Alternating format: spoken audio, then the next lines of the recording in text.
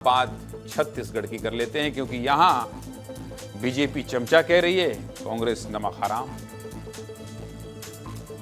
राजनीति ऐसी तो नहीं थी छत्तीसगढ़ की। छत्तीसगढ़ बहुत शानदार प्रदेश है, शांत प्रदेश है, अच्छा प्रदेश है। यहां पे आपको गंदगी ना भाषा में सुनाई देगी, ना तो राजनीति में दिखाई देगी और ना तो आपस में दिखाई देगी। लेकिन अब क्या हो रहा है, बीजेपी चमचा कह रही है, कांग्रेस नमक हराम कह रही है। छत्तीसगढ़ की राजनीति में एक बार फिर कार्टून वार शुरू हो गया है और अब दो ऐसे शब्दों की एंट्री हो गई है जो वास्तव में राजनीति के लिए ठीक नहीं है। ये बिल्कुल राजनीतिक शब्द नहीं है। बीजेपी और कांग्रेस की राजनीतिक लड़ाई अब चमचों से होते हुए नमक हराम पर आ गई। छत्तीसगढ़ में जब से कार्टून वार की एंट्री हुई है, सियासी मिजाज थोड़ा बदला बदला सा नजर आ रहा है। छत्तीसगढ़ बीजेपी ने सोशल मीडिया पर पोस्ट शेयर किया जिसमें राहुल गांधी और प्रियंका गांधी का कार्टून लगाकर लिखा कि चमचों की कहानी, चमचों की जुबानी। इसके अलावा बीजेपी ने एक और पोस्ट किया जिसमें चरणदास महंत को एक कार्यकर्ता को डंडा मारते दिखाया गया और लिखा गया कि जब पार्टी में अपनों पर वार होने लगे तो समझो अंत करीब है। चरणदास महंत जी अपने ही कार्यकर्ताओं को चमचा बना रहे हैं। कांग्रेस पार्टी अब कुछ नेताओं तक सिमट कर रह जाएगी। अब बीजेपी ने पोस्ट किया तो कांग्रेस कैसे शांत रहती भाई साहब। कांग्रेस ने भी सोशल मीडिया पर अपनी मजबूत उपस्थिति दर्ज कराते हुए बीजेपी प्रदेश कार्यालय की तस्वीर पोस्ट कर दी और बीजेपी कार्यालय को नमक हराम भवन बताते हुए लिखा कि नमक हरामों का नया पतन। सोशल मीडिया पर कार्टून वार के बाद नेताओं के बीच जुबानी जंग भी शुरू हो गई। डिप्टी सीएम अरुण साव ने कहा कि कांग्रेस की राजनीति का स्तर गिर चुका है, जनता सब देख रही है। वहीं पूर्व मंत्री अमरजीत भगत ने कहा कि ऐसे शब्दों का प्रयोग नहीं करना चाहिए, हम सभी अपने बड़े नेताओं का सम्मान करते हैं। बीजेपी के ऐसे ही संस्कार है। क्या कह रहे हैं डिप्टी सीएम अरुण साव और पूर्व मंत्री अमरजीत भगत, पहले सुनिए।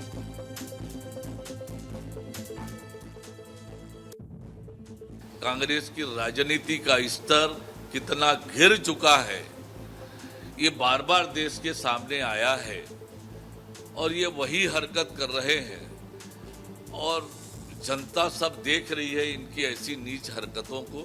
जनता इन्हें कभी माफ नहीं करेगी। ऐसे शब्दों का प्रयोग की जगह में हम एक दूसरे को, हमारा संस्कार है बड़ों का रिस्पेक्ट करना। हम अपने नेताओं का रिस्पेक्ट करते हैं ना, कि हमारे नेता राहुल जी, प्रियंका जी, सोनिया जी, खड़गे साहब, सबका हम लोग रिस्पेक्ट करते हैं। अगर उस रूप में भारतीय जनता पार्टी बोल रही है तो उनका संस्कार है। आजकल टीवी में चैनल में बहुत सारा शब्दों का प्रयोग करके इनसे देखते हैं, तो वो उनके संस्कार को हम एडॉप्ट नहीं करना चाहते हैं।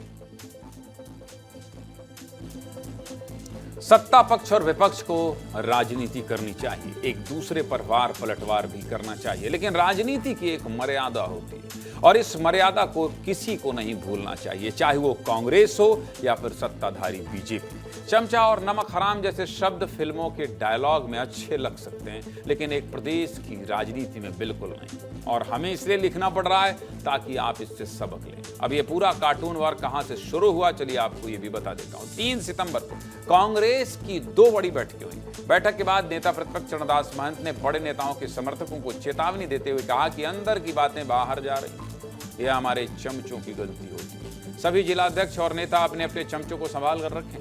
और इस बयान के बाद पूरे प्रदेश की राजनीति गर्मा गई। मौके को भुनाने के लिए बीजेपी ने कार्टून वार शुरू कर दिया और कांग्रेस के राजीव भवन को चमचा भवन की तरह प्रमोट कर दिया।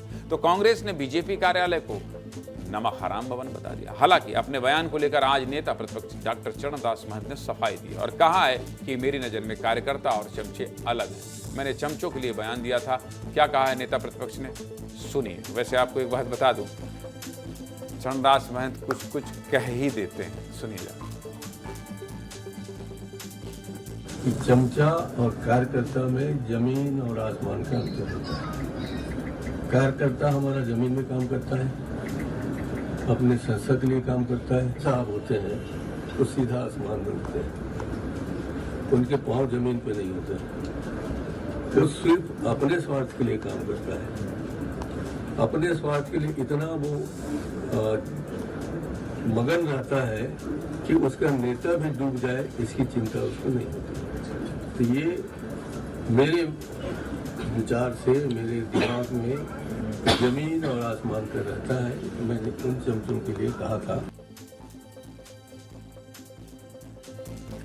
बड़े नेता हैं महंत जी आप, और अगर आप कुछ कहेंगे तो बात दूर तक जाएगी। इसलिए मुझे लगता है कि अगर आपके एक बयान से छत्तीसगढ़ कांग्रेस और छत्तीसगढ़ बीजेपी दोनों ऐसे शब्दों का इस्तेमाल करने लगे तो थोड़ा सा सावधानी बरतना चाहिए।